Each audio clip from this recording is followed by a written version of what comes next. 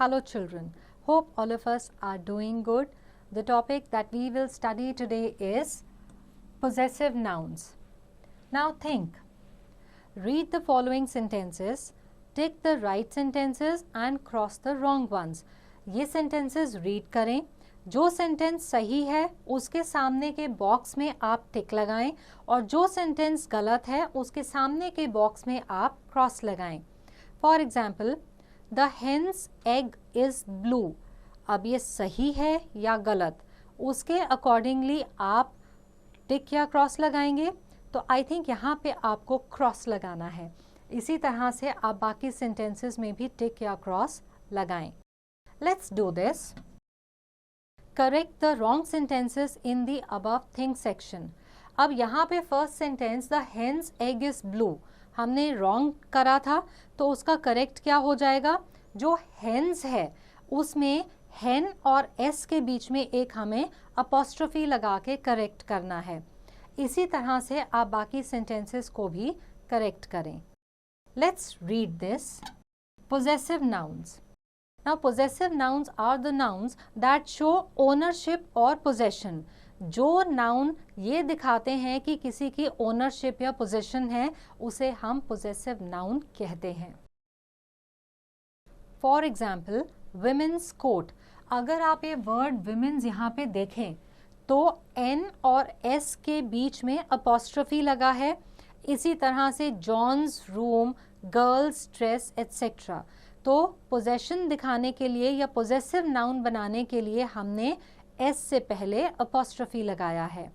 Now let us look at the features. Apostrophe S shows something belongs to someone. जब हम apostrophe लगा के बाद में एस लिखते हैं तो हम बताते हैं कि कोई चीज़ किसी को बिलोंग करती है. For example, Riyaz toys, Rohan's pencil.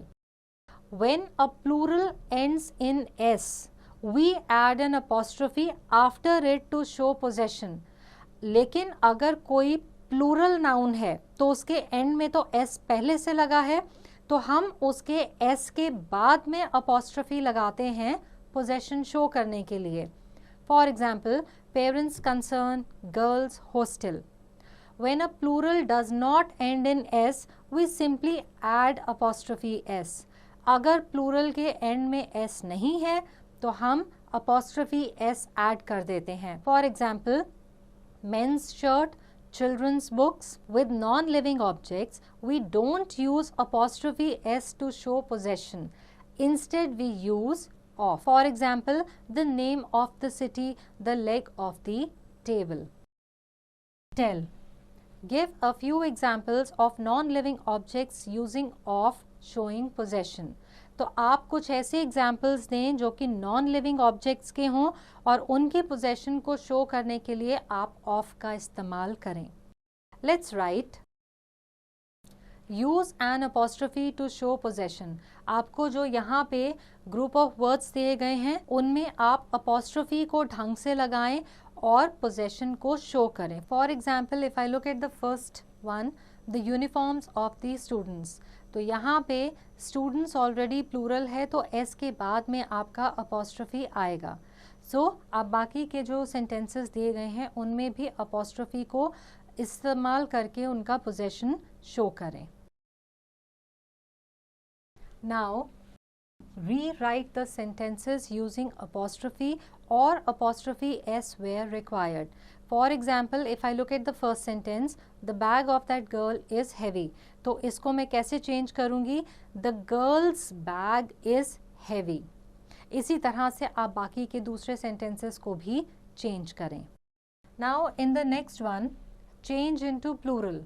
सो यहाँ पे आपने प्लूरल में चेंज करना है. For example, the first one, the child's books. तो यहाँ पे चाइल्ड्स बुक्स की जगह क्या आ जाएगा? The children's books. Let's enjoy. The teacher will divide the class into two teams. One team will give plural nouns which end in s and the other team will give plural nouns which don't end in s. तो teacher जो है आपकी class को दो teams में divide करेगी. एक team ऐसे वाले प्लूरल नाउन्स बताएंगे जिनके एंड में एस लगता है और दूसरी टीम ऐसे प्लूरल नाउन्स बताएंगे जिनके एंड में एस नहीं लगता. The team which gives the maximum words will be the winner. For example, plural noun that ends in S is boys. Plural nouns that don't end in S is men. So I hope that this chapter is clear to all, and answering questions based on this chapter will now be easy.